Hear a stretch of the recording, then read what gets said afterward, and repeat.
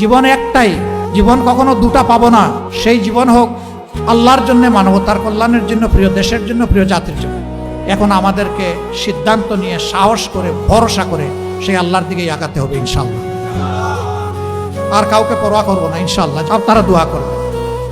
অনেকে বলে যে আপনার সিকিউরিটি দরকার, বুলেট প্রুফ একটা গাড়ি দরকার। আমি বলি যে আল্লাহ তাআলার কাছেই আমি বুলেট প্রুফ নিরাপত্তা চাই, আর কারো কাছে চাই না। আমার যেদিন ডাক এসে যাবে কেউ আমাকে এখানে আর এক সেকেন্ডও রাখতে পারবে না। আর যতদিন আল্লাহ আমার হায়াত রেখেছেন কেউ আমাকে এই দুনিয়া থেকে উঠাই ফেলতে পারবে না। সুতরাং আপনারা দোয়া করবেন। এ লড়াই চলবে ইনশাআল্লাহ। এ লড়াই আমরা বন্ধ করব না ইনশাআল্লাহ। এ পথে আমরা থামবো না ইনশাআল্লাহ।